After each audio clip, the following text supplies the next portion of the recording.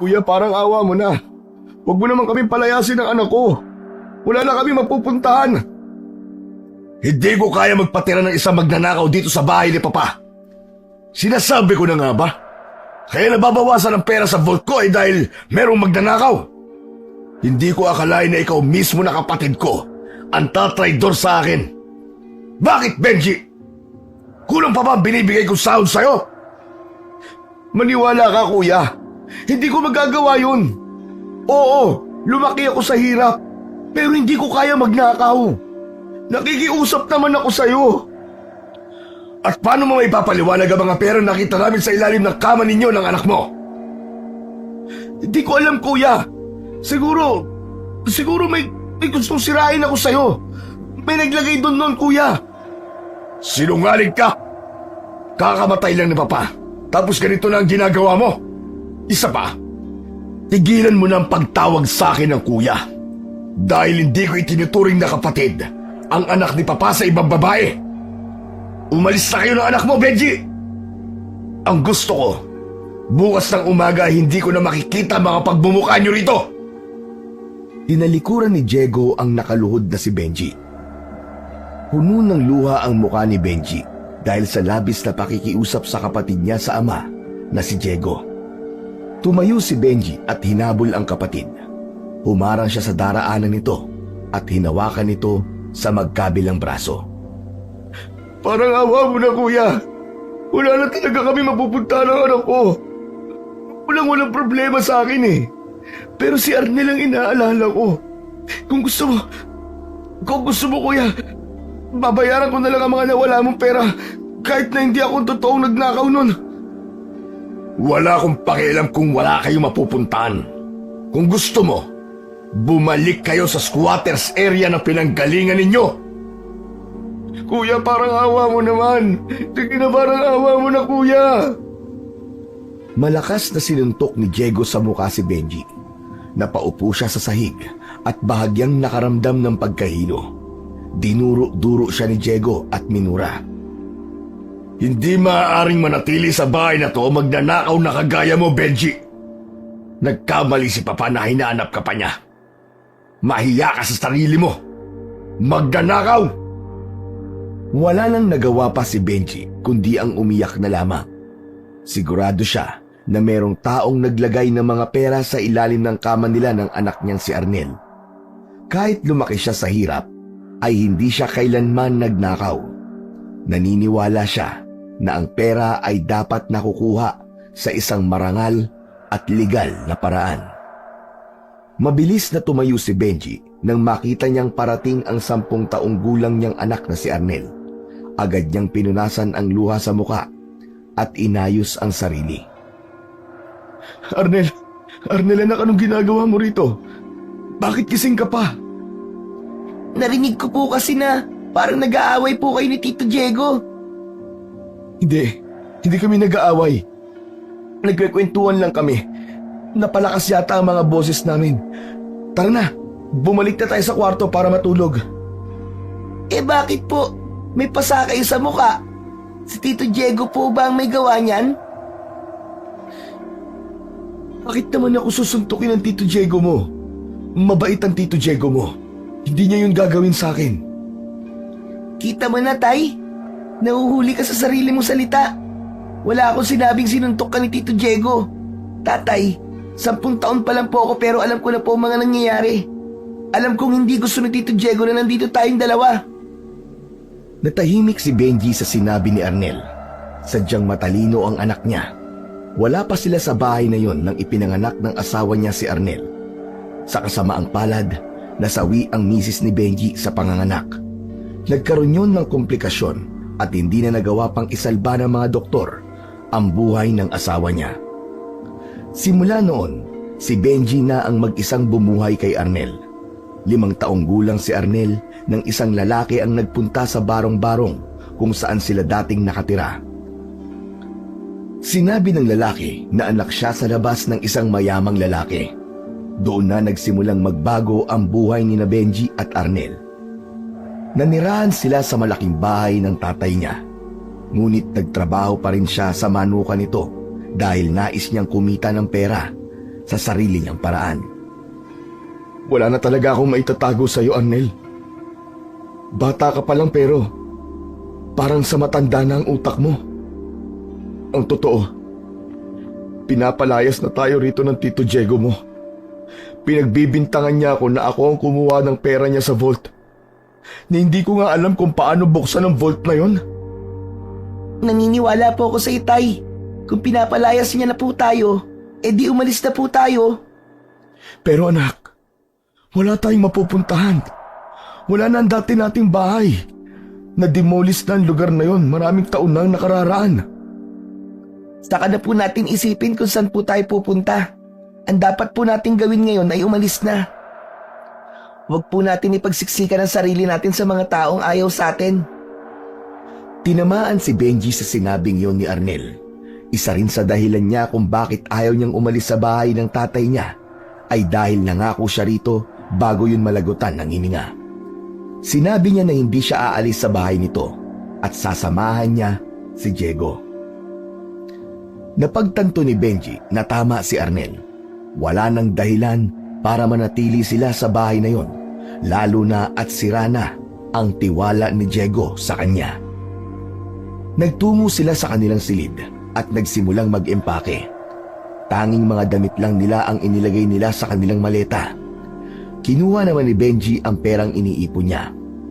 Kahit paano ay makakapagsimula silang mag-ama gamit ang perang yon.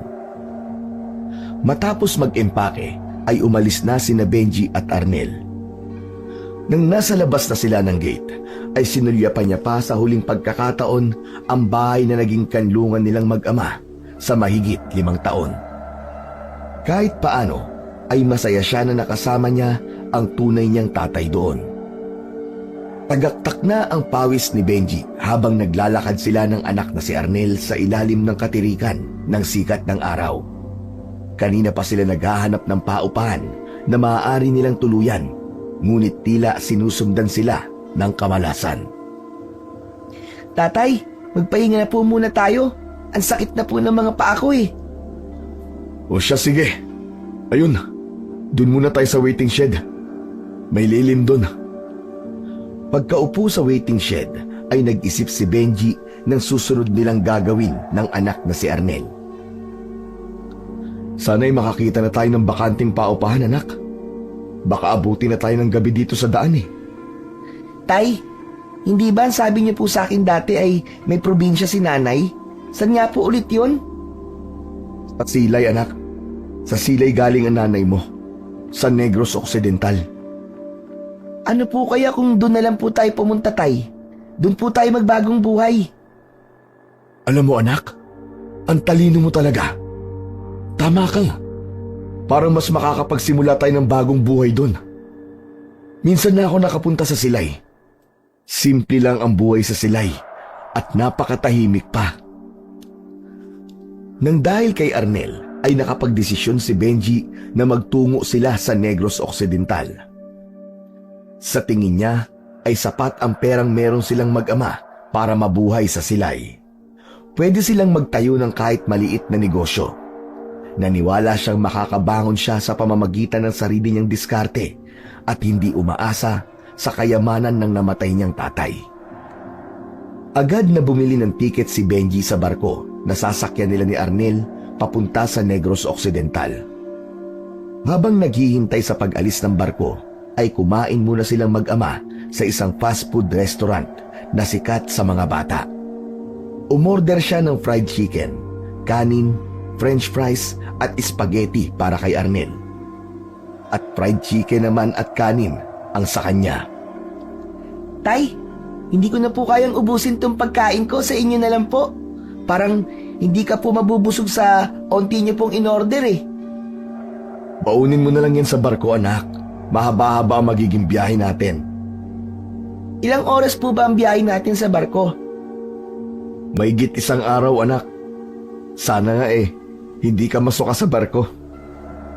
Hindi naman po ako sumusuko sa biyahe, tay. Huwag po kayo mag-alala.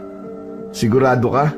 Pagkababa natin sa Bacolod, sasakay naman tayo ng bus papuntang Silay. Pero siguro kalahating oras lang ang biyahe. Dahil matagal pa bago ang oras ng alis ng barko na sasakyan ni na Benji, ay nanatili sila sa loob ng fast food restaurant. Malamig doon kaya mas komportable sila kaysa nasa labas silang mag-ama. Habang naroon sila ay isang lalaki ang kumuha sa kanyang atensyon. Sa tingin ni Benji ay nasa 40 na ang edad ng lalaki. Nakasuot yun ng itim na jacket at ang hood ay nakasuot sa ulo nito. Napansin niya na tila kanina pa nakatingin ang lalaki sa kanila ni Arnel, kaya nakaramdam siya ng kaba. Kahit hindi niya nakikita ang buong mukha ng lalaki dahil bahagya yung nakayuko, ay ramdam niya pa rin na sila ang tinitingnan nun. Pasimple niyang sinusulyapan ang lalaki at ilang beses niyang nahuli na nakatingin yun sa kanila. Hindi naman judgmental na tao si Benji, pero ng sandaling yon ay kakaiba ang naramdaman niya sa lalaki. Pakiramdam niya ay merong dalang panganib ang lalaki sa kanilang mag-ama. Anak, halika. Doon na lang tayo sa labas. Bakit po? Basta, huwag ka na magtanong. Halika na. Pero ang init-init po dun, Tay. Dito na lang po tayo, libre pa ang aircon. Hahanap tayo ng lugar na malamig. Sandali lang at tatawag lang ako ng crew para maibalot na yung mga pagkain na hindi mo naubos. Sandaling iniwanan ni Benji si Arnel at nagtungo siya sa counter. Medyo natagalan siya ron dahil halos lahat ng crew ay merong ginagawa. Nang isang lalaking crew ang dumaan sa harap niya, ay agad niya yung kinausap at sinabi na i-take out niya ang natirang pagkain nila. Binigyan siya ng crew ng lalagyan ng pagkain at isang supot. Pagtingin niya sa kinaroroonan ni Arnel ay nagulat siya sapagkat kausap na ng anak niya yung lalaki na nakasuot ng itim na jacket. Doon niya napagtanto na tama ang kutob niya na sila nga ang tinitingnan nun kanina pa. Arnel! Malaki ang hakbang ni Benji palapit kay Arnel. Bago pa siya tuluyang makalapit ay nagmamadali nang umalis ang lalaki. Dire-diretso yung lumabas ng fast food restaurant.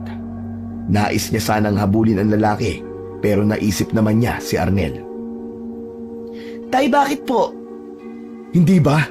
Sinabi ko sa iyo na huwag kang makikipag-usap sa hindi mo kilala. Pero Tay, siya po ang lumapit sa akin eh. Siya po ang unang kumausap sa akin. Saka di ba po Tay, itinuro niyo rin po sa akin na maging magalang at mabait sa lahat ng tao, lalo na po sa mga nakakatanda sa akin. Hindi po ba kabastusan kung hindi ko siya kakausapin? Nakakalito naman po ang mga tinuturo niyo sa akin, Tay. Basta. Ayoko nakikipag-usap ka sa hindi mo kilala ha. Lalo na sa lalaking yon. Saka, ano bang sinabi sa'yo ng lalaking yon? Hindi ba Tay itinuro niyo rin po sa akin na matuto magtago ng isang sikreto ng ibang tao kapag nagtiwala sila sa'yo na sabihin yon? Arnel, pamimiloso po na yung ginagawa mo ha. Saka anong sikreto? Ibig sabihin, may sinabing sikreto ang lalaking yun sa'yo? Ang sabi po niya, sikreto lang daw po namin na kinausap ko siya. Pati na yung mga tinanong niya sa akin, wag ko raw pong sasabihin sa inyo. Anong mga tinanong niya sa'yo, Arnel? Sabihin mo sa akin. Tatay mo ko. Kalimutan mo na muna pansamantala yung mga itinuro ko sa'yo. Tinanong niya po sa akin, Tay, kung saan barko po tayo sasakay, saka kung saan po tayo pupunta. Pati oras ng alis natin, tinanong niya rin po sa akin. Okay. Alam ko na hindi mo sinagot ang lahat ng tanong niya, di ba? Itinuro ko sa'yo na huwag magbibigay ng mga impormasyon sa hindi mo kilala. Tama ba ako, anak? Hindi mo sinabi sa kanya? Tay, sinagot ko po lahat ng tanong niya eh. Ang sabi niya kasi sa akin pupunta rin siya sa lugar kung saan tayo pupunta. Nawawala raw po kasi siya eh.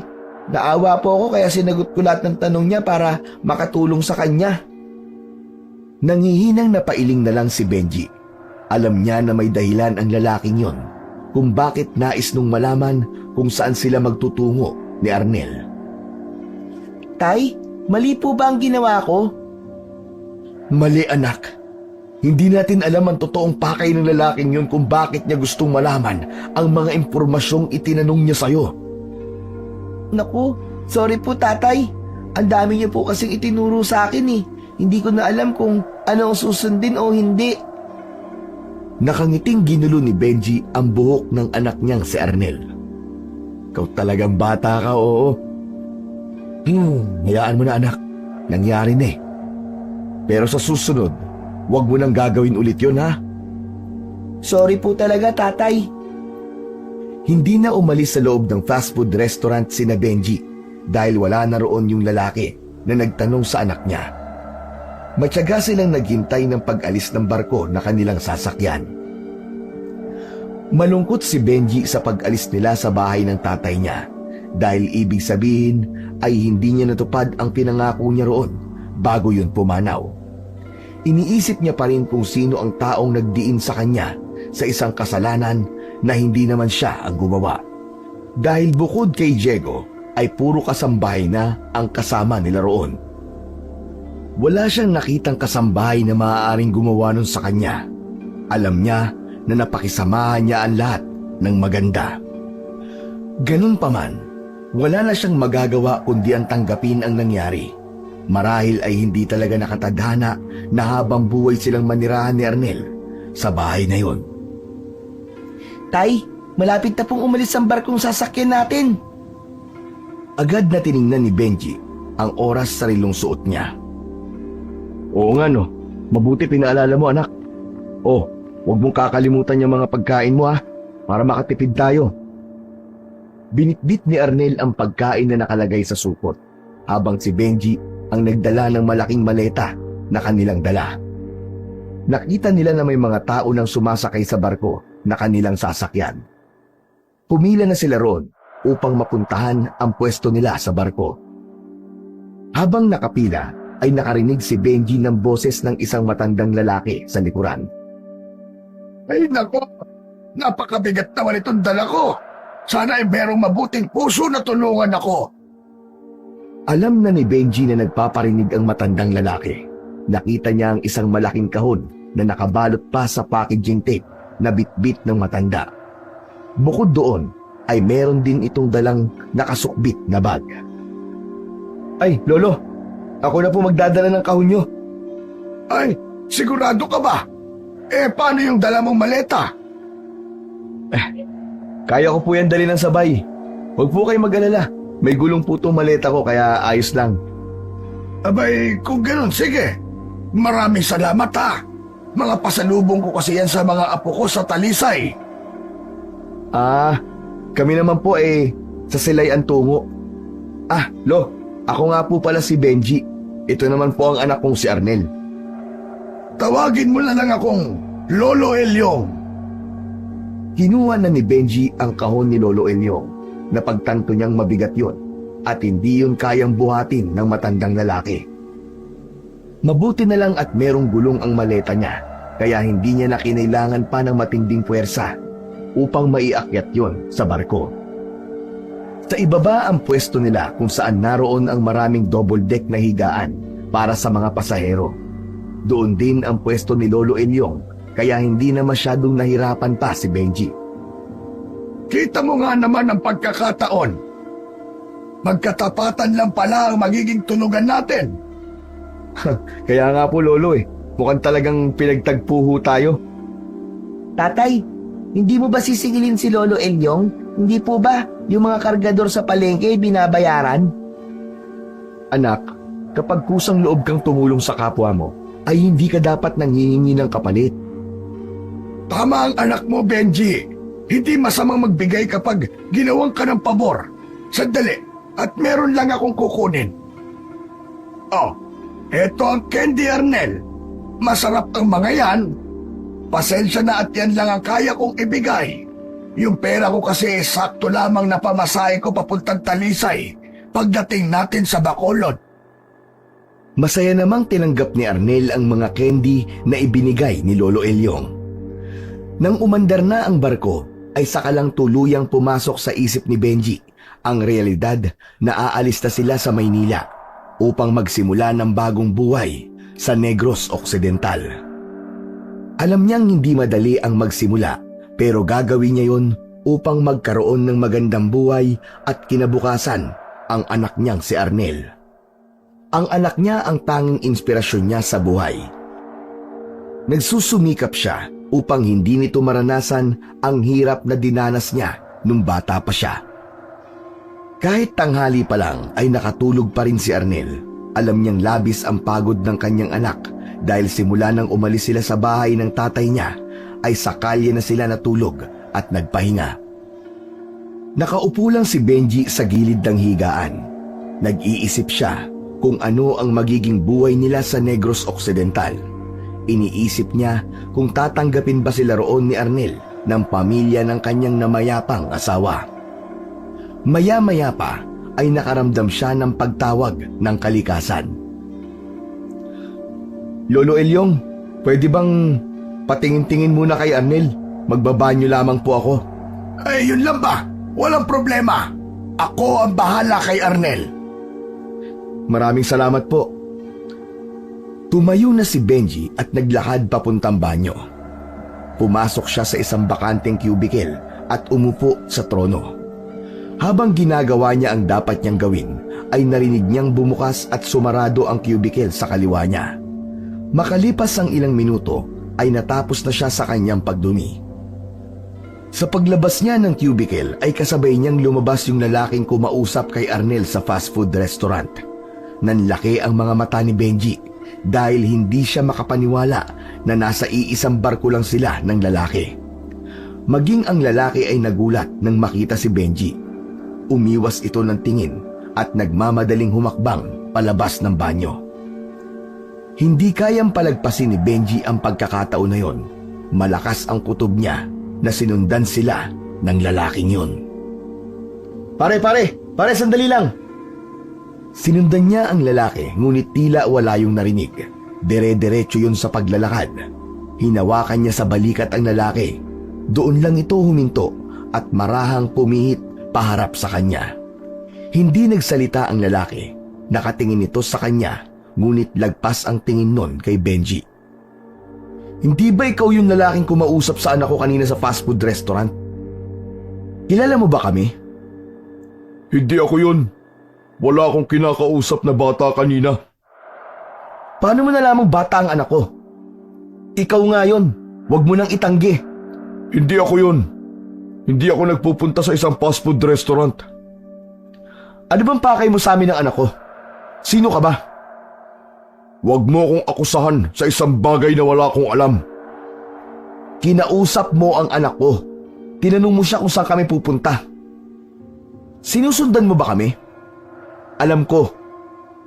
Nagpalit ka lang siguro ng damit. Nakasuot ka ng itim na jacket kanina, di ba? Wala akong alam sa sinasabi mo. At wala akong itim na jacket. Sinungaling ka. Tumalikod na ang lalaki at mabilis na naglakad palabas ng banyo. Hahabulin sanay ni Benji, ngunit nang siya na ang lumabas ay hindi niya na nakita yung lalaki. Hindi maipinta ang mukha ni Benji nang bumalik siya kay Arnel. Gising na ang anak niya at kausap nito si Lolo Elyong. Narinig niya na nagkikwento ang matanda tungkol sa mga karanasan nito nung bata pa ito. Tahimik naman na umupo si Benji sa gilid ng higaan. Okupado ang utak niya ng lalaking pinaghinalaan niyang nakasunod sa kanila ng anak na si Arnel. Bakit nakabusangot ang mukha mo, Benji? Nahirapan ka bang ilabas ang dapat mong ilabas sa banyo? Hindi naman po, Lolo. Pakiramdam ko po kasi merong sumusunod sa amin ni Arnel.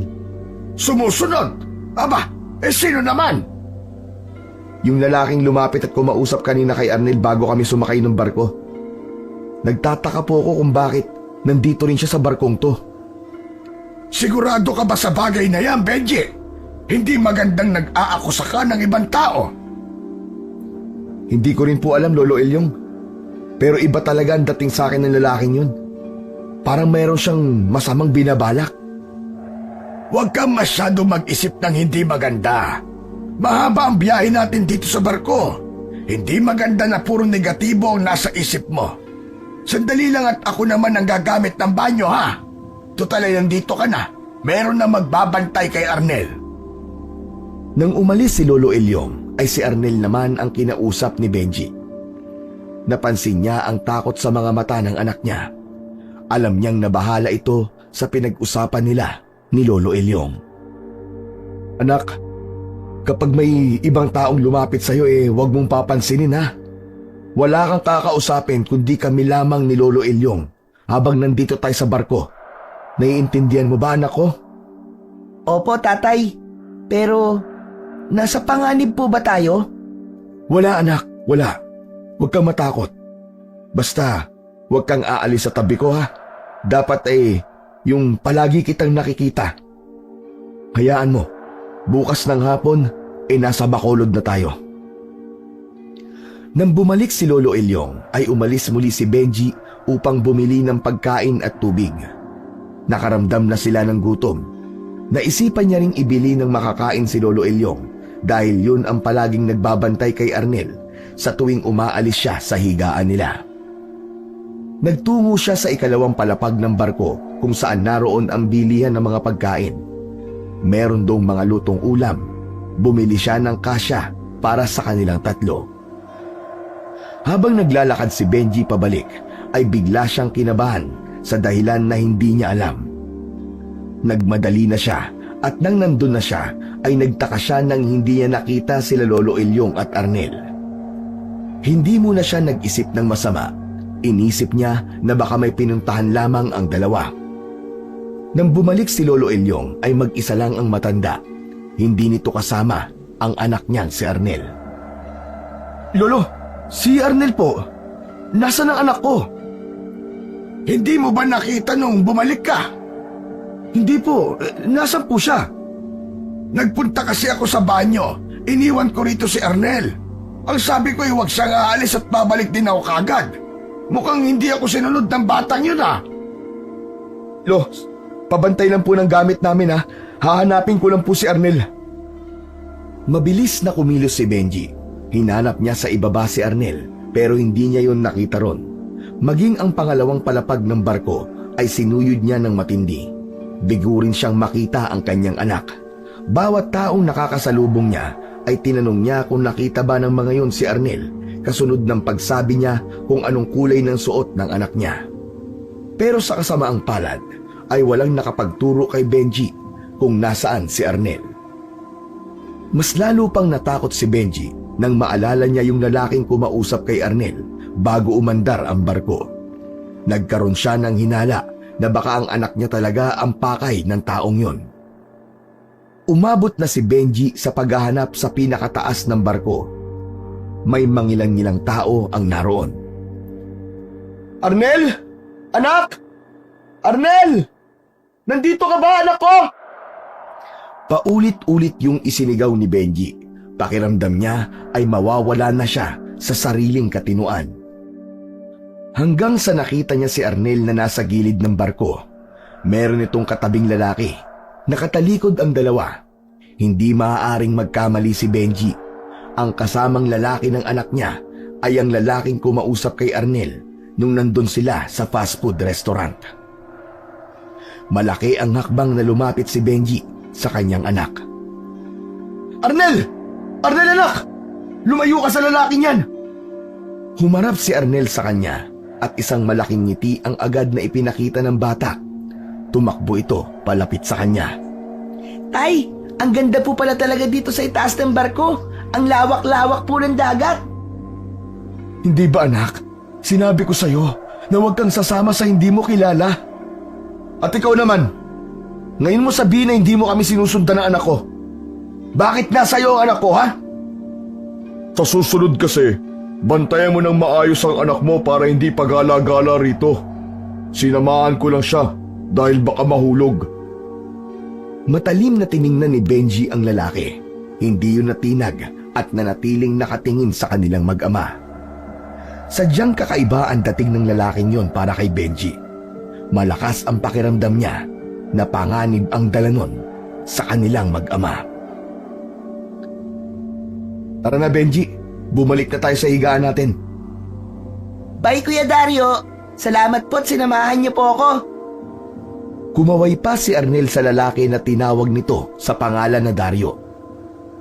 Mabilis na inilayo ni Benji ang anak niya kay Dario at bumalik na sila sa kanilang higaan sa ibaba. Ang nag-aalalang si Lolo Ilyong ang sumalubong sa kanila. Agad itong humingi ng tawad kay Benji. Dapat daw ay isinama na lang nito si Arnel nung nagtungo ito sa banyo upang hindi nawala si Arnel. Wala po kayong dapat na ihingi ng tawad, Lolo Elyong. Kung meron man pong dapat sisihin dito, walang iba po yun, kundi yung lalaking kumuha kay Arnel. Tay, hindi po ako kinuha ni Kuya Dario. Nung umalis po si Lolo Ilyong, nainip po ako kaya naglakad-lakad po ako. May mga bata po ako nakita na nagpupunta po sa itaas. Sumunod po ako sa kanila. Tapos nung nasa gilid ako ng barko, lumapit po si Kuya Dario sa akin at sinabi niya na dapat ay hindi ako mag-isa ron kasi delikado po. Sinamahan niya po ako at hindi po niya ako kinuha. Yan bang sinabi niya sa'yo na sasabihin mo sa akin, Arnel? Hindi kita tinuruang magsinungaling, ha? Nagsasabi po ako ng totoo, Tay. Yun po talaga ang nangyari. Hindi po ako kukunin ni Kuya Dario. Tama na, Arnel. At pwede ba? Huwag mong tinatawag na kuya ang lalaking yun. Hindi mo siya kilala. Masamang tao siya, anak. Pero tatay, Sinabi ng tama na, Arnel eh. Kapag sinabi kong hindi ka sasama sa lalaking yun, hindi ka sasama. Para sa'yo rin tong ginagawa ko. Tama na kayo mag-ama, Benji. Tama na. Mukhang natatakot na ang bata sa'yo. Ang mabuti pa, kumain na muna tayo. Kumakalam na sikmura ko eh. Wala pa akong tanghalian. Pinilit ni Benji na kumalma. Ngunit tila mahirap yung gawin sa pagkakataon na yon. Lalo na't nakita niya nakasama ni Arnel ang lalaking pinaghihinalaan niyang merong masamang balak sa kanila. Mabuti na lang at bago pa may gawing hindi maganda ang lalaki sa anak niya, ay nakita niya agad yon. Matapos kumain ay muling kinausap ni Benji si Arnel. Humingi siya rito ng tawad dahil napagtaasan niya ito ng boses. Ipinaliwanag niya kay Arnel na hindi siya galit, bagkus ay nag-aalala lang siya para rito. Sa gitna ng pag-uusap nilang mag-ama, ay nagpaalam sa kanila si Lolo Elyong. Kailangan na naman daw nitong gumamit ng banyo. Anak, kapag may taong lumapit sa'yo na hindi mo kilala, ikaw na ang lumayo. Kahit ang Dario na yun, ha? Wala akong tiwala sa kanya eh. Malakas ang kutob ko na may masama siyang binabalak sa atin. Paano kung kunin ka niya tapos magkalayo tayong dalawa? Gusto mo bang mangyari yun?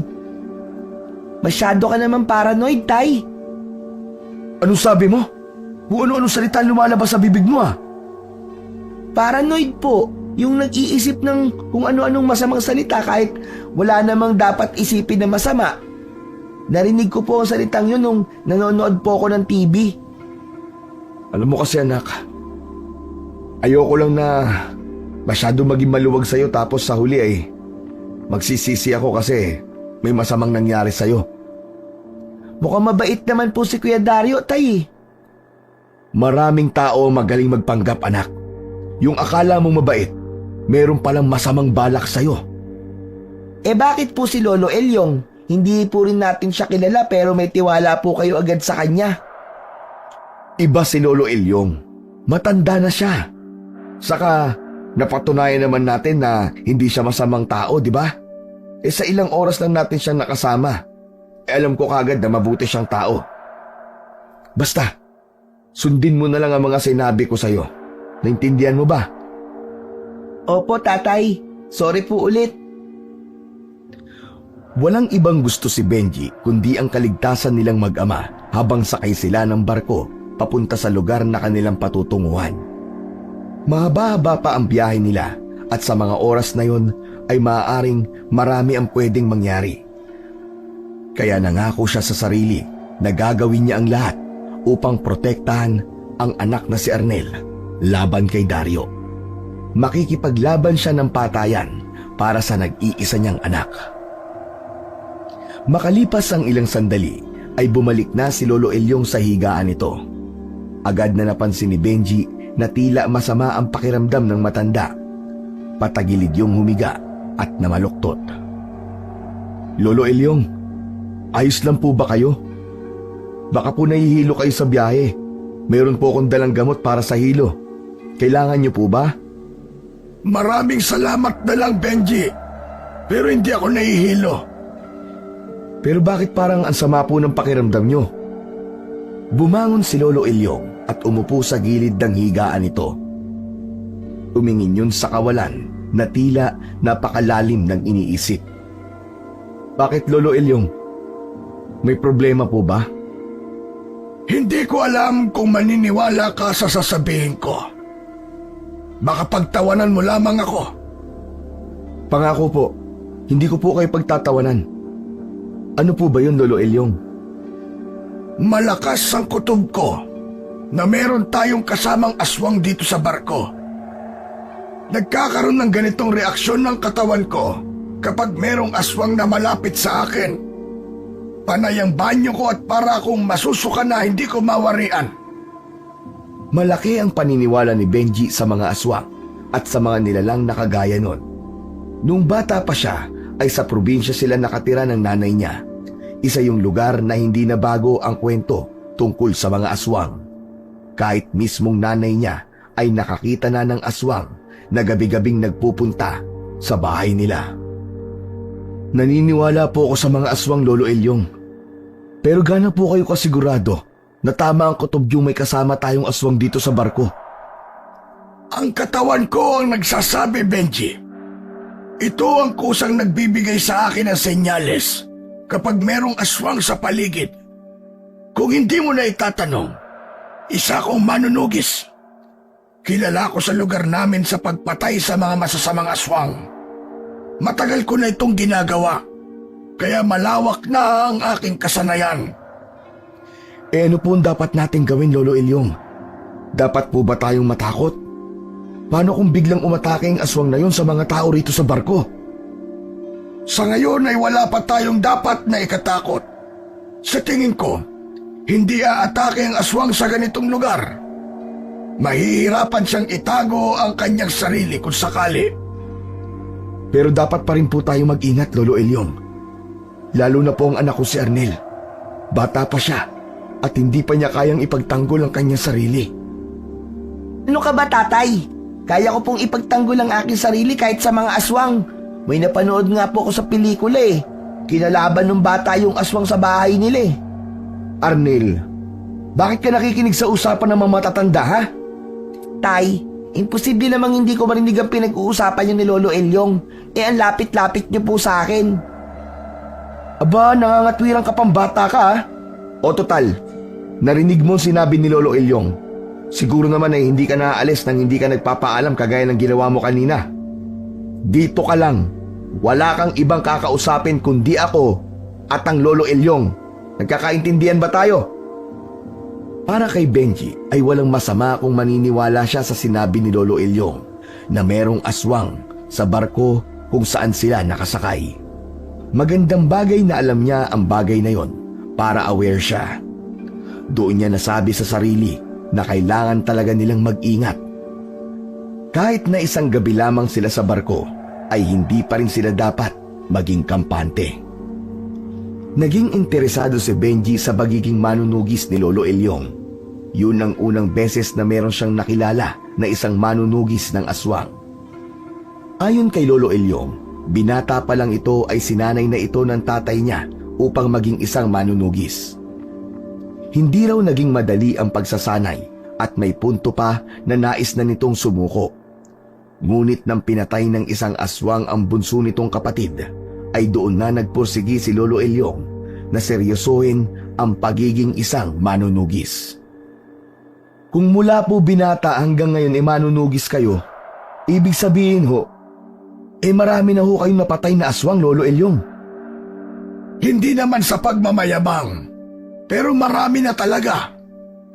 Hindi ko na mabilang kung ilan. Iba't ibang klase ng aswang na ang nakaharap ko. Ngunit hindi lahat ay pinapatay ko. May mga aswang na kailangan lang kausapin upang huminto sa panggugulo. Marunong din silang umintindi, kagaya nating mga tao. Nakakahanga po pala kayo, Lolo Ilyong. Nakakatuwa na meron akong nakilala na kagaya nyo. Lolo Ilyong, pwede po ba akong maging kagaya nyo? Parang ang astig po kasing maging manunugis eh. Pwede naman, Arnel. Pero magtapos ka muna ng pag-aaral mo. Saka palagi kang makikinig sa tatay mo kasi siya ang nakakaalam ng makakabuti para sa'yo.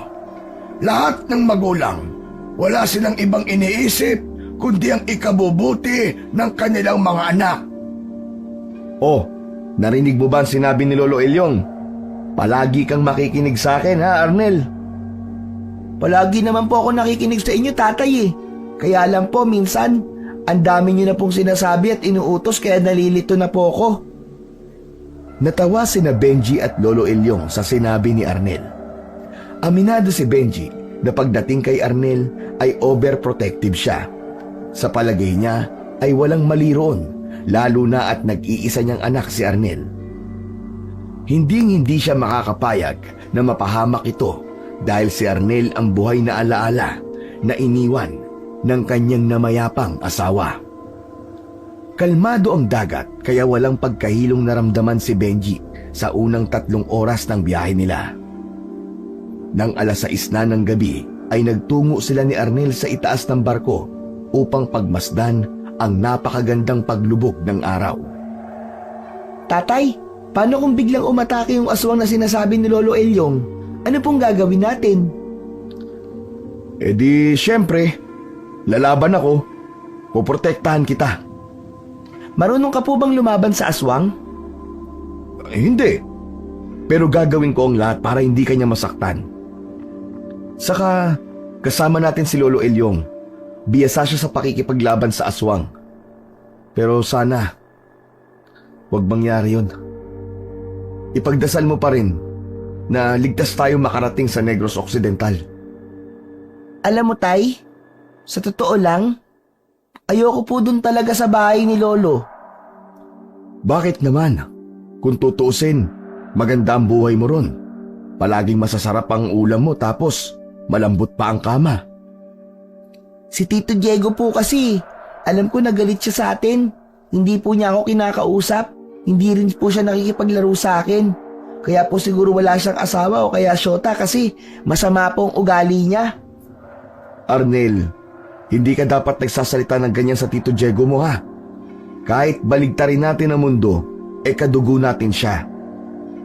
Pero kung ganun po ang kadugo, kahit wag na lang po. Alam mo, hindi ko alam kung bakit ganyan ka magsalita, anak. Parang ang dami-dami mo ng karanasan sa buhay. Para ka nang matanda. Palagi nga po kasi ako nanonood ng TV. Marami po ako natututunan doon. Pero tay, ano po kaya ang magiging buhay natin sa Silay, ano? Hindi ko rin alam, anak. Pero sana ay maging maayos. Yung kahit hindi kasing rangyan ang buhay natin sa bahay ng lolo mo. Basta kumakain tayo ng 3 beses sa isang araw at nakakapag-aral ka, ay ayos na sa akin yun. Saka, basta magkasama tayong dalawa, yun ang pinaka-importante sa lahat. Nang tuluyan ng lumubog ang araw ay kumalat na ang dilim sa kapaligiran. Nag-aya na si Arnel na kumain dahil nagugutom na ito. Magkasama silang naglakad paalis sa itaas ng barko. Habang bumababa ang mag-ama sa hagdan ay may naramdaman si Benji na nakasunod sa kanila. Narinig niya ang pag-ingit ng bakal na hagdan kaya mabilis siyang lumingon. Nang hilakbot siya ng isang aswang ang nakita niya sa kanilang likuran.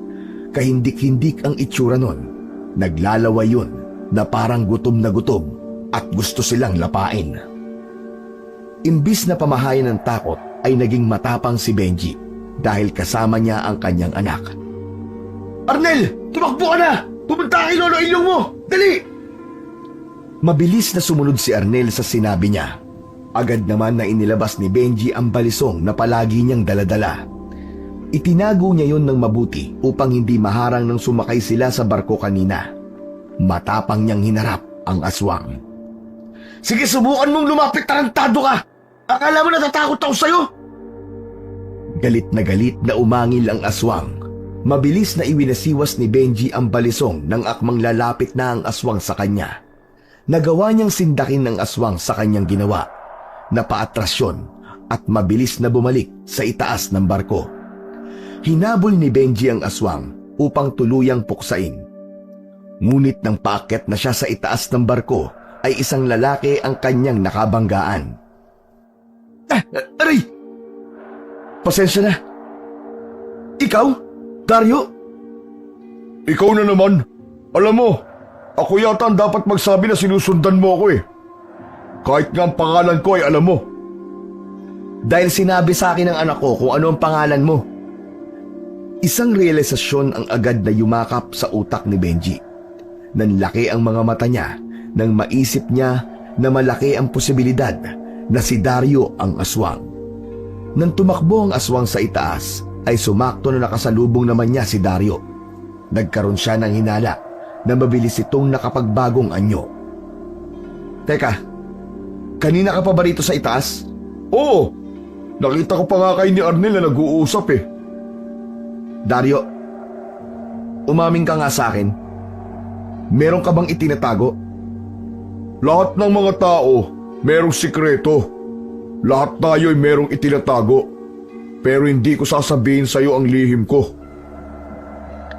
Tigilan mo ako sa matatalinhaga mong pananalita ah. May nakita ka ba rito na kakaibang nilalang? Anong nilalang ang tinutukoy mo? Hindi agad sinagot ni Benji ang tanong ni Dario. Naisip niya na hindi tama na malaman ni Dario na meron siyang hinala na isa yung aswang. Baka patayin siya nito dahil alam na niya ang sikreto nito. Inalala niya si Arnel. Hindi pa siya pwedeng mawala dahil masyado pang bata ang kanyang anak. Oh, bakit hindi ka makapagsalita dyan? Anong nilalang ang sinasabi mo? Wala. Huwag mo nang intindihin ang mga sinabi ko sa'yo. Nagmamadaling tumalikod si Benji at bumaba na siya mula sa itaas ng barko. Malalaki ang mga hakbang na tinungo niya ang higaan nila. Tanging si Arnel lamang ang nakita niya roon. Si Lolo Elyong, nasan siya? Malay ko po, Tay. Nung dumating po ako rito, wala siya eh. Ano po ba yung nakita niyo kanina? Bakit pinatakbo niyo ako bigla? Natakot po tuloy ako kaya kahit hindi ko nakita tumakbo na lang po ako ng mabilis. Nakita ko yung aswang kanina. Kitang-kita ko. Seryoso po kayo, Tay? Oo. Nagkaharap kami pero naitaboy ko siya. Tara, hanapin natin si Lolo Elyong. Kailangan niya yung malaman. Baka naroon siya sa kainan. Pumunta ang mag-ama sa ikalawang palapag ng barko. Natagpuan nila si Lolo Elyong na kumakain doon. Umorder na rin sina Benji ng pagkain upang saluhan ang matandang lalaki. Nauna na akong kumain sa inyo. Kanina pa kasi kayo wala ron sa higaan nyo eh. Wala pong problema. Pero Lolo, tama po sinabi niyo na merong aswang dito sa barko. Nakita ko po siya kanina nung pababa kami ni Arnel mula sa itaas ng barko. Muntik niya na kaming atakihin. Buti na lang po at malakas ang pakiramdam ko. Natakot yata siya sa balisong ko. Hinarap ko po siya. Sinabi ko naman sa'yo. Ay nako, salamat sa Panginoon at walang nangyari sa inyo, Arnel. Lolo, natatakot ako. Hindi para sa sarili ko, kundi para sa anak ko. Paano kung umatake ang aswang habang tulog tayo mamaya? Kung ganon, dapat nating bantayan ang isa't isa. Maaari tayo magpalitan sa pagtulog para kahit isa sa atin ay gising. Mahaba-haba pa ang gabi, Benji. Marami pa ang pwedeng mangyari. Pero huwag kayong mag-alala. Dahil kayang-kaya kong labanan ng aswang na yon sa sandaling gumawa siya ng hindi maganda. Maraming salamat po talaga, Lolo Elyong. Ipinag-adya na rin siguro ng Diyos na makasama namin kayo sa biyahe na to. Kahit paano po nawala ang takot ko dahil sa inyo. Noong tinulungan mo ko sa pagdadala ng kahon ko, naramdaman kong mabuti kang tao, Benji. Kaya sa ganitong paraan, ay babawi ako sa inyo ng anak mo. Hayaan mong protektahan ko kayong mag-ama. Labis ang naging pasasalamat ni Benji kay Lolo Elyong. Kahit paano ay may kapanatagan ng loob siya sapagkat meron silang kasama na isang manunugis na kayang lumaban sa mga aswang kagaya ng nasa barkong yon.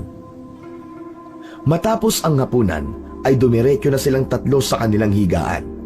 Doon ay pinagpatuloy nila ang kanilang kwentuhan. Maya-maya pa ay napangiti si Benji nang makita niyang tulog na si Arnel. Hindi niya na namalayan na nakatulog na pala ang anak niya. Kinumutan niya si Arnel dahil medyo lumamig ang paligid.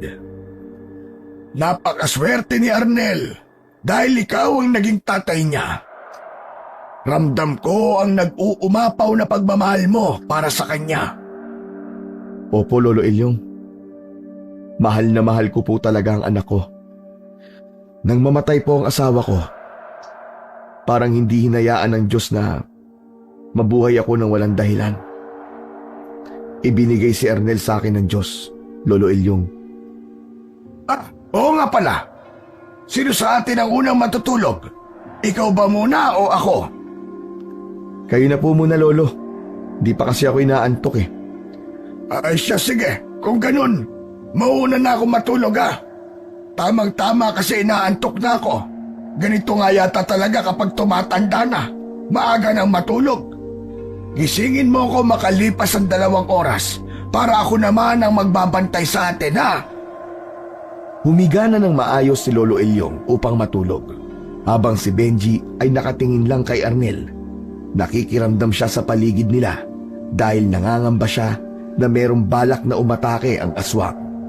Mas mabuti na naalerto siya kaysa sa maging sobrang kampante. Maya-maya pa ay namatay na ang ilaw sa buong silid na yon.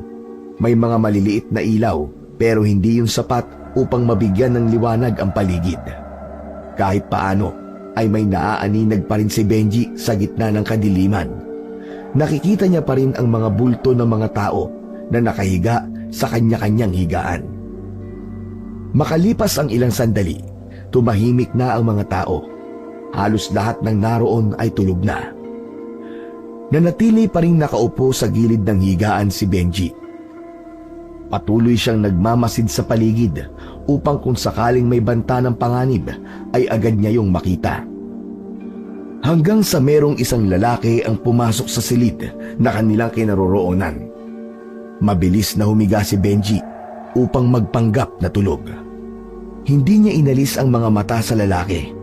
Kapansin-pansin na iniisa-isang tingnan ng lalaki ang mga pasaherong natutulog. Dahil doon ay may kabang naramdaman si Benji. Pasimple niyang hinugot ang balisong na nakatago palagi sa bulsa ng kanyang pantalon. Patuloy ang lalaki sa tahimik na pagkilos hanggang sa nakatayo na yun sa tabi ng higaan ni Lolo Ilyong. Doon na nakita ni Benji ang mukha ng lalaki at nalaman niya na si Dario yun. Nang makita ni Benji na may kung anong kukunin si Dario sa dala nitong bag, ay doon na siya bumangon. Nagulat si Dario sa ginawa niya. Anong ginagawa mo rito, ha? Anong gagawin mo kay Lolo Ilyong? Hindi sinagot ni Dario ang tanong ni Benji. Malalaki ang hakbang na naglakad dito palabas ng silid na yon. Sinundan niya si Dario. Nang nakalabas na ito, ay hinawakan niya ito sa braso. Nang lumingon si Dario sa kanya, ay agad niyang tinutukan yon ng balisong. Sino ka ba talaga, ha, Dario? Anong sikretong tinatago mo? Bakit nandito ka sa barkong to? Hindi ko obligasyon na sabihin sa iyo ang dahilan kung bakit ako nandito. Kung ganun, may dahilan ka nga talaga kung bakit nakasakay ka sa barkong to. Bakit mo kinausap ang anak ko bago tayo sumakay dito? Ilang beses ko bang sasabihin sa iyo na hindi ko kinausap ang anak mo? Nakausap ko lang siya nung nakita ko siya sa itaas ng barko. Hindi mo kayang bilugin ang ulo ko, hayop ka. Pumiksi si Dario. Nabitiwan ni Benji ang braso nito. Naglakad na ito palayo at hindi niya na yun sinundan pa. Bumalik na siya kay Arnel na natutulog pa rin hanggang sa mga oras na yon. Habang si Lolo Ilyong ay nagising nang umupo siya sa higaan nila ni Arnel. Saan ka galing, Benji? May nakita po kasi akong lalaki na nakatayo kanina dyan sa tabi ng higaan nyo. Yun po yung sinasabi kong lalaking kumausap kanina kay Arnel bago kami sumakay dito sa barko. Kahina-hinala po talaga ang galaw niya, Lolo. Nung hinabol ko yung aswang na muntik nang umatake sa amin ni Arnel, siya lang ang nakita kong tao sa itaas ng barko. Nakabanggaan pa nga kami. Ang ibig mo bang sabihin, aswang ang lalaking yon? Siya ba ang pinaghihinalaan mong aswang na kasama natin dito sa barko? Tama po kayo, Lolo Ilyong. Malakas po ang hinala ko na siya ang aswang. Hindi niya ako sinagot nang tanungin ko siya kung anong ginagawa niya sa barkong to. Alam ko po na hindi siya nandito dahil isa lamang siyang normal na pasahero. Kapag nakita ko ang lalaking tinutukoy mo, doon ko lang masasabi kung tama ang hinala mo sa kanya na isa siyang aswang. Sa pagkakataon na yon, ay sinabi ni Lolo Ilyong na maaari nang matulog muna si Benji. Ang matandang lalaki naman ang magbabantay sa kanila upang masiguro ang kaligtasan nila. Sinabi ni Benji kay Lolo Ilyong na kung sakali na meron itong makitang kahina-hinalang lalaki, ay gisingin siya nito agad. Dahil nakaramdam na ng pagod si Benji, ay humiga na siya sa gilid ni Ernel at pumikit upang matulog na. Kampanting nakatulog si Benji dahil alam niyang babantayan sila ni Lolo Ilyong. Napakalaking tulong ni Lolo Ilyong para sa kanilang mag-ama. Kung wala ang matandang lalaki, malamang ay hindi siya makakatulog dahil sigurado siya na magdamag niyang babantayan ang anak na si Arnel. Ngunit sa gitna ng mahimbing na pagtulog ni Benji, ay nagising siya dahil sa mainit na hiningang humahampas sa kanyang muka. Sa pagbukas niya ng kanyang mata, ay nangilabot siya nang malaman niyang nasa harapan niya ang muka ng aswang. Sa sobrang lapit ng aswang sa muka niya ay hindi imposibleng maramdaman niya ang hininga nun. Agad na kinapa ni Benji ang balisong sa gilid ng kanyang pantalon. "Kilala kita, hayop ka! Alam kong ikaw yan, Dario!" Nang makita niyang sasakmalin siya ng aswang, ay inunahan niya yon ng saksak ng balisong sa kaliwang tagiliran nito. Malakas na umangil ang aswang at mabilis na lumabas ng silid na yon. Nagising ang mga tao at may mga nagtanong kung ano ang nangyari. "May aswang! May aswang dito kanina! Muntik niya na akong atakihin! Pero nasaksak ko siya sa tagiliran!" Narinig niya ang bulungan ng mga tao. Marami ang hindi naniwala sa sinabi ni Benji. Meron din pinagtawanan siya. Doon niya napagtanto na walang naniwala sa sinabi niya at napagkamalan pa siyang nababaliw. Hindi niya na pinilit na maniwala ang mga tao sa kanya. Tatay, ano pong nangyari? "Nandito ang aswang, anak. Muntik niya na akong atakihin kanina. Si Lolo Ilyong, gisingin mo siya dali. Kailangan natin ng tulong niya." Nagtungo si Ernel sa higaan ni Lolo Ilyong. Bumalik din ito kaagad. Tatay, wala po si Lolo Ilyong. "Ano? Saan naman siya pupunta?" Hindi ko po alam. Tulog po ako kanina eh. "Tara na, hanapin natin si Lolo Ilyong. Kailangan natin siya. Hindi tayo ligtas sa barkong to." Magkahawak ng kamay na lumabas ng silid na yon ang mag-ama. Hindi maiwasang mag-alala ni Benji para kay Lolo Ilyong. Nagtungo sila sa pangalawang palapag. Sa pagliko nila sa isang pasilyo, nakabanggaan niya si Lolo Ilyong. "Lolo, buti nakita ko kayo. Saan po kayo nagpunta? Bakit bigla po kayo nawala? Hindi ba sabi mo'y babantayan mo kami?" Pasensya na kayo. Hindi ko naman kasi napigilan ang sarili ko na magpunta sa banyo. Alam mo naman na kapag may malapit na aswang sa paligid ko, ay kung ano-anong nangyayari sa katawan ko. Bakit pala? May nangyari ba habang wala ako? "Lolo, muntik na po akong atakihin ng aswang habang natutulog ako. Mabuti na lang po't nagising ako, Lolo." Nasaktan ka ba niya? "Sa awa naman po ng Diyos hindi naman po. Pero nasugatan ko po yung aswang. Nasaksak ko siya ng balisong sa tagiliran. Lo, hindi na po tayo ligtas dito. Malakas ang pakiramdam ko na tayo ang puntirya ng aswang na yon. Nung una po, nakita ko siyang nakatayo sa higaan nyo. Tapos kanina, ako naman ang aatakihin niya. Sigurado ako na si Dario ang aswang na yon na nandito sa barko." Kung siya talaga ang aswang, kailangan nating mag-ingat sa kanya. Ano ang gagawin natin, Lolo? May mga dala ka bang armas na magagamit natin para lumaban sa kanya? Sa kasamaang palad, wala. Hindi ko kasi inasahan na meron tayong makakasamang aswang dito sa barko. Kaya ang tanging magagawa natin ay ang labanan siya gamit ang ating lakas. Tektahan po natin ang isa't isa. Yan lang siguro magagawa natin. Kailangan lang natin palipasin ang magdamag. Siguro naman, kapag umaga na, ay hindi niya na tayo maaatake. Nagdesisyon silang bumalik sa higaan nila. Naisip nila na mas ligtas sila roon dahil maraming tao. Kung tama ang hinala ni Benji na sila ang target ng aswang, marahil ay magdadalawang isip na ang aswang na umatake sa kanila. Ang kailangan lang nilang gawin ay huwag silang matulog. Tatay, inaantok na po ako. Sige na, matulog ka na muna anak. Kaming dalawa ni Lolo Ilyong ang magbabantay sa'yo. Mamamatay na po ba tayo ngayong gabi, Tay? Anak naman, bakit ka nagtatanong ng ganyan? Hindi pa tayo mamamatay. Makakarating pa tayo sa silay. Magtatayo pa tayo doon ng negosyo, di ba? Makikilala mo pa ang pamilya ng nanay mo. Tapos makakalaro mo pa ang mga pinsan mo ron. May mga pinsan po ako, Tatay. Marami po ba sila? Malalaman natin kapag nakarating na tayo sa silay. Sige na, Arnel. Matulog ka na, iho. Kami na ang bahala ng tatay mo sa'yo. Hindi ka namin pababayaan. Paano po pag bumalik po dito yung aswang? Aba, syempre. Makikipaglaban kami sa kanya. Tatalunin namin siya ng tatay mo. Gigisingin ka pa namin para mapanood mo kung paano namin bugbugin ang aswang na yon. Ngumiti ng malaki si Arnel dahil sa sinabing yon ni Lolo Ilyong. Pumesto na ng higa si Arnel upang matulog na. Upang hindi antukin ay itinuloy ni na Benji at Lolo Ilyong ang kwentuhan nila. Bakit pala kayo pupunta sa silay? Bakit kailangan niyong umalis ng Maynila? Sa totoo lang po, kung ako masusunod ayoko pong umalis sa Maynila. Pero kailangan po talaga eh. Pinalayas kami ng kapatid ko sa ama dahil pinagbintangan niya akong magnanakaw. Hindi naman po yun totoo. Ni minsan po sa buhay ko, hindi ko nagawang magnakaw at isiping kunin ang pagmamay-ari ng iba.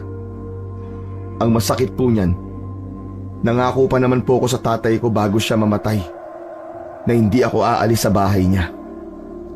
Pero mas tama ang ginawa mo. Mas makabubuti na ikaw na lamang ang lumayo.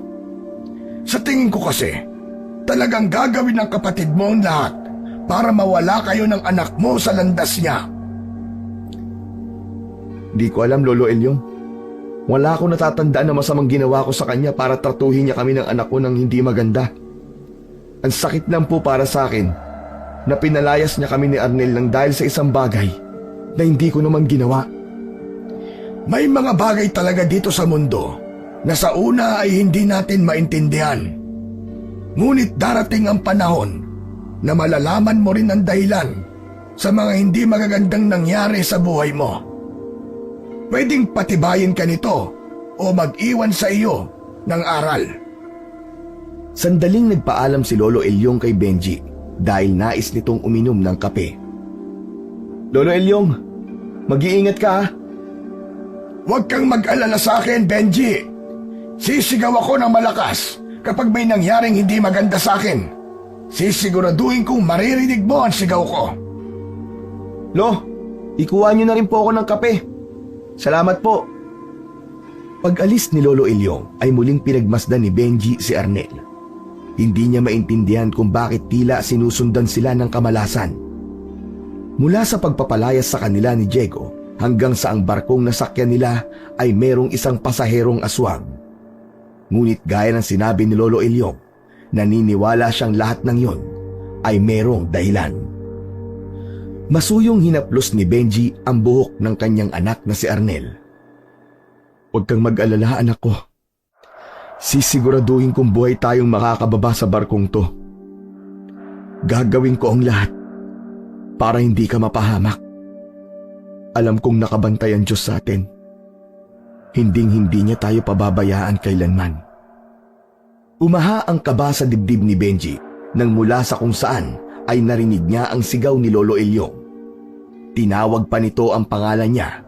Napatayo siya dahil ang unang pumasok sa utak niya ay ang hanapin si Lolo Ilyong. Pero nagkaroon siya ng pag-aalinlangan dahil kapag ginawa niya yon ay iiwan niyang mag-isa si Arnel. Nagkaroon ng pagkalito si Benji hanggang sa naisipan niyang gisingin na lang si Arnel at isama sa paghahanap kay Lolo Ilyong. Arnel anak! Arnel! Gising! Gumising ka! Bakit po, Tay? May nangyari po ba? Hahanapin natin si Lolo Ilyong mo. Narinig kong sumigaw siya eh. Sigurado ako na siya yun. Tara na po, baka kung ano po nangyari kay Lolo Ilyong. Magkasamang nagpunta ang mag-ama sa ikalawang palapag kung saan naroon ang kainan. Bago sila pumasok roon, ay may nakita sila sa sahig na 2 paper cup. Ang laman nung kape ay tumapon. Ano pong ibig sabihin niyan, Tay? Kukuha kasi sana si Lolo Ilyong mo ng kape. Sigurado akong sa kanya to. Pumasok sila sa loob ng kainan. Isang staff ng barko ang nakita nila ron. Tinanong yun ni Benji kung meron itong nakitang matandang lalaki. Ayon sa staff, ay merong matandang lalaki na bumili roon ng kape. Nang lumabas daw ang matanda, ay nakarinig ito ng sigaw. Ngunit nang i-check ng staff, ay wala itong nakitang kung anong kahinahinala. Alam kong hindi ka maniniwala sa sasabihin ko, pero pakinggan mo akong maigi ha. Merong aswang sa barkong to. Isang lalaki. Dario ang pangalan niya. Matangkad siya tapos medyo kulot ang buhok. Sa huli kong pagkakatanda, ay nakasuot siya ng puting t-shirt at itim na pantalon. Nagtaka si Benji nang bigla siyang tawanan ng staff. Tinanong pa siya nito kung nananaginip ba siya. Hindi, maniwala ka, hindi ako nananaginip. Totoong lahat ng sinabi ko. Humingi ka ng tulong. Nakikiusap ako sa'yo. Kailangan mahuli at mapatay ang aswang na yon. Lahat tayo rito ay nasa panganib. Nagbabala ang staff sa kanya na kapag iginiit pa ni Benji ang mga sinasabi niya, ay tatawag ito ng security upang i-detain siya hanggang sa makababa sila sa barko. Baka raw kasi magkaroon ng takot ang mga tao sa sinasabi niyang may aswang sa loob ng barko. Hindi niyo talaga ako pinaniniwalaan, no? Kapag may mga namatay, wala akong ibang sisisihin kundi kayong lahat na hindi naniniwala sa akin. Tara na anak, hanapin natin si Lolo Ilyong. Matalim na tiningnan ni Benji ang staff bago nila nilisan ang lugar na yon. Nilibot nila ang ikalawang palapag ng barko. Naghanap si Benji ng senyales na maaaring makapagturo sa kanila kung nasaan si Lolo Ilyong. Hindi nawawala ang kaba at takot sa dibdib niya. Sa maikling sandali na nakasama nila si Lolo Ilyong, ay napalapit na ang loob niya sa matandang lalaki. Pakiramdam niya ay napakatagal niya na yung kilala. Tatay, patay na po ba si Lolo Ilyong? Pinatay na po ba siya nung aswang na yon? Hindi anak, buhay pa si Lolo Ilyong. Kaya nga natin siya hinahanap kasi ililigtas natin siya. Si Dario, yung lalaking kumausap sa'yo sa itaas ng barko. Siya ang aswang anak. Kaya mag-iingat ka sa kanya.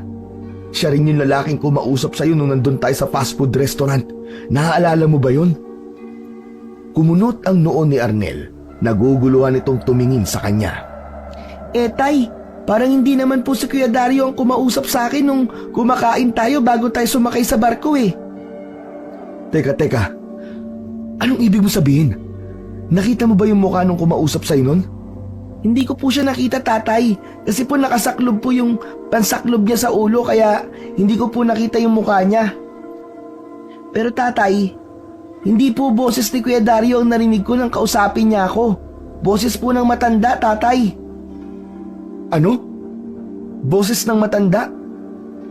Sigurado ka ba anak? Opo, sigurado po talaga ako. Magsasalita pa sana si Benji nang muli nilang marinig ang pagsigaw ni Lolo Ilyong. Nang gagaling yun sa pinakaitaas ng barko, agad na tumakbo ang mag-ama roon upang alamin kung naroon nga ba ang matandang lalaki. Lolo Ilyong! Lolo Ilyong! Nasaan kayo? Sumagot ka, Lolo Ilyong! Panay ang linga ni Benji sa paligid hanggang sa makita niya si Lolo Ilyong na nakatayo sa may gilid ng barko. Halata sa mukha ng matanda ang takot. Nang lapitan nila yun, ay nanginginig pa rin si Lolo Ilyong. Lolo, ayos ka lang ba? Anong nangyari sa inyo? Bakit po kayo nandito? Inatake ako ng aswang. Paglabas ko ng kainan, bigla niya akong hinablot. Tignan niyo, may kalmot ako rito sa braso. Pagkatapos, dinala niya ako rito sa itaas. Pero nilabanan ko siya at nagawa ko siyang itaboy. Salamat sa Diyos. Mabuti naman po at ganun na nangyari. Ang mabuti pa, humanap po tayo ng tulong. Kailangan magumot po ang sugat niyo. Sige na, mauna na kayo sa paglalakad. Kaya ko pa ang sarili ko. Sigurado po ba kayo? Oo, makabubuti rin kung merong magbabantay sa inyong likuran. Nararamdaman kong nasa paligid pa rin ang hayop na aswang na yon. Nauna nang maglakad sina Benji at Arnel. Hawak ni Benji ang isang kamay ng kanyang anak. Habang naglalakad sila ay may ibinulong si Arnel kay Benji. Tatay, si Lolo Elyong po. Kaboses niya po yung lalaking kumausap sa akin dun sa restaurant. Ngayon ko lang po napagkumpara yung boses nilang dalawa. Ano? Sigurado ka ba, anak? Opo, tay, sigurado po ako. Hindi ba, ang sabi ko po sa inyo kanina ay boses po ng matanda ang narinig ko? Nanlamig at natigilan si Benji sa pagkakataon na yon. Huminto siya sa paglalakad at mabilis na binilikan ang mga pangyayari. Maraming katanungan ang pumasok sa kanyang isipan. Kagaya na lang ng kung sinadya ba ni Lolo Elyong na mapalapit sa kanilang mag-ama. Bigla siyang nagkaroon ng duda sa lahat ng mga sinabi nito sa kanila. Oh, bakit huminto kayo sa paglalakad? May problema ba? Bago humarap si Benji kay Lolo Elyong, ay kinalma muna niya ang kanyang sarili. Lo, mas mapapabilis po tayo kung aalalayan ko kayo sa paglalakad. Hindi mo na ako kailangang alalayan. Hindi naman ako pilay. Sa braso ang sugat ko, hindi sa paa o binte. Hindi pinakinggan ni Benji si Lolo Elyong. Lumapit siya sa matanda. Inakbayan niya ito at inilagay niya ang kamay sa kaliwang tagiliran ng matandang lalaki. Mariin niyang pinisil ang tagiliran ni Lolo Elyong. Napasigaw ang matanda sa labis na sakit. Mabilis na lumayo si Benji kay Lolo Elyong. Habang nasa likuran niya si Arnel, may dugong tumagos sa damit ng matanda mula sa sugat nito sa kaliwang tagiliran. Ikaw ang aswang at hindi si Dario. Niloko mo kami. Natatandaan kong nasaksak ko ang tagiliran ng aswang. Naging mabalasik ang mukha ni Lolo Elyong. Hindi ko akalain na malalaman mo ang aking sikreto. Maling minaliit kita, Benji. Tama ka. Ako nga ang aswang sa barko ito. At nandito ako para patayin kayo ng anak mo. Pero bakit? Anong kasalanan namin sa inyo? Sa akin wala kayong kasalanan. Pero sa taong nag-utos sa akin, meron. Alam nyo, isa kong aswang na binabayaran upang patayin ng taong nais ipapatay ng taong kumukuha sa akin. Hindi totoong isa kong manunugis. Lahat ng kwentong sinabi ko sa inyo ay inimbento ko lamang upang makuha ko ang loob niyong dalawa para magtiwala kayo sa akin at hindi niyo ako paghinalaan. Ang husay kong umarte, hindi ba? Isang tao lamang ang agad na pumasok sa isip ni Benji ng sandaling yon. Si Kuya Diego ba? Siya ba nag-utos sa'yo para patayin kami ng anak ko? Tama! Si Diego nga. Sa pagkakasabi niya sa akin, kailangan mong mawala at ng anak mo dahil sa inyo ipinamana ang lahat ng ari-arian ng tatay niyo ni Diego. Nahuli raw siya ng tatay niyo na nagnanakaw ng pera sa kumpanya. Kaya marahil ay hindi siya pinamanahan. Kailangan niyong mawala upang sa kanya mapunta ang kayamanan na dapat ay sa inyo. Pasensya na kayong dalawa. Trabaho lang ang gagawin ko. Walang personalan. Sa isang iglap ay nagbago ng anyo si Lolo Elyong. Naging isang mabangis na aswang ang matandang lalaki. Malakas itong umangil na nagdulot ng takot kay Benji. Napakahigpit ng yakap ni Arnel sa likuran ng kanyang ama. Huwag ka mag-alala, anak. Hindi ka dapat matakot sa kanya. Lalabanan ko mapagpanggap na aswang na yan. Ito ang pagkakataong hinihintay ko. Sa oras na mapatay kita, makukuha ko na ang perang ibabayad sa akin at kapatid mo. Sumugod si Lolo Elyong kay Benji at Arnel. Mabilis na inalabas ni Benji ang balisong. Yun lamang ang meron siya na maaari niyang gamitin upang ipagtanggol silang mag-ama. Ngunit bago pa man makalapit si Lolo Elyong sa mag-ama, ay mabilis na dumating si Dario mula sa kung saan. Armado ito ng isang mahabang buntot ng pagi.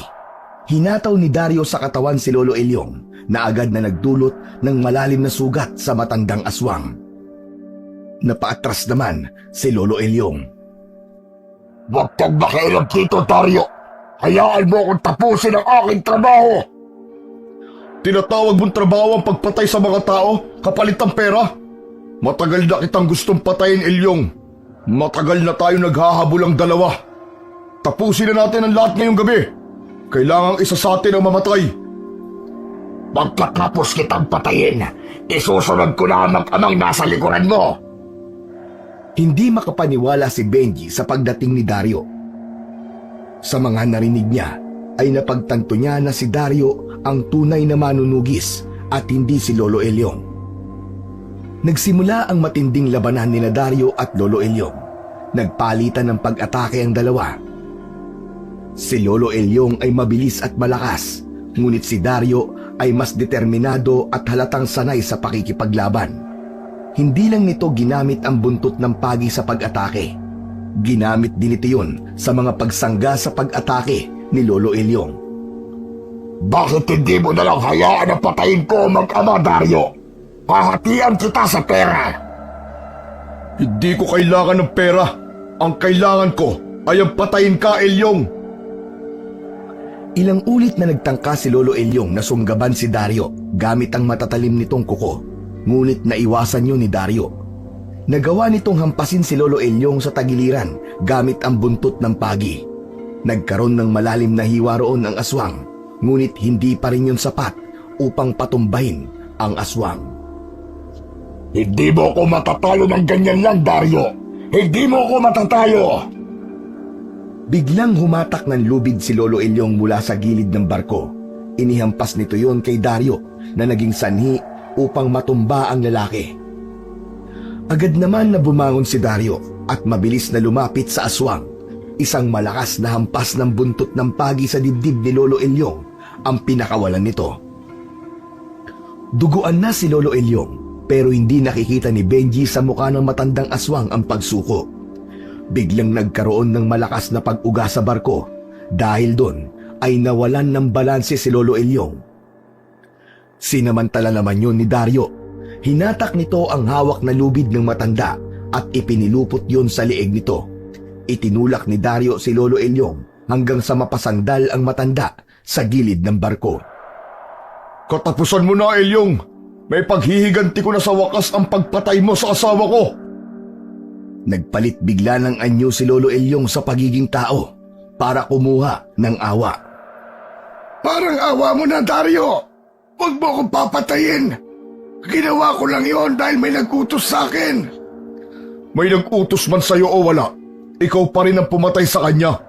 Kailangan na matapos ang kasamaan mo upang wala ka nang mabiktima. Hindi na nagawa pang magsalita ni Lolo Elyong nang higpitan ni Dario ang lubid na nakapalupot sa lieg ng matanda. Mahigpit na niyakap ni Benji si Arnel. Isinubsob niya ang mukha ng bata sa kanyang dibdib upang hindi nito masaksihan ang kamatayan ng matandang aswang. Sa huling pagkakataon, isang malakas na sipa mula kay Dario ang nagpabagsak kay Lolo Elyong mula sa itaas ng barko. Bumagsak si Lolo Elyong sa malamig at malawak na dagat.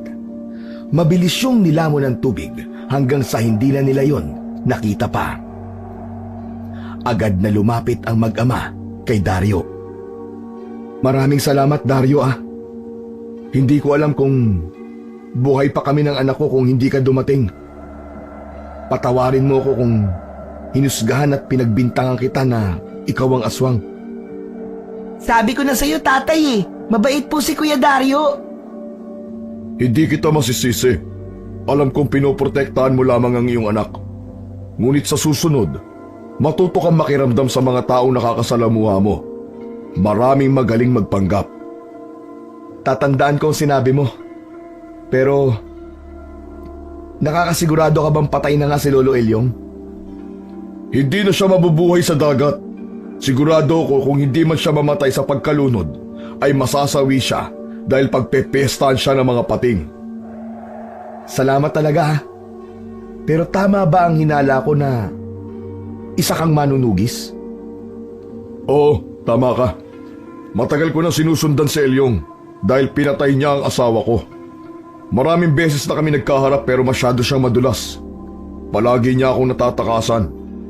Kaya nang makita ko siya na sumakay siya sa barkong to, natuwa ko kasi alam kong ito ang perpektong lugar para tapusin siya. Wala siyang matatakasan dito dahil napapalibutan tayo ng tubig. Sa huling pagkakataon ay nagpasalamat ulit sina Benji at Arnel kay Dario. Tahimik na umalis si Dario habang sina Benji at Arnel ay mahigpit na nagyakap sa isa't isa. Alam nila na ligtas na sila at wala na silang dapat na ikatakot pa. Kinabukasan ng hapon ay dumaong na ang barko sa Bacolod.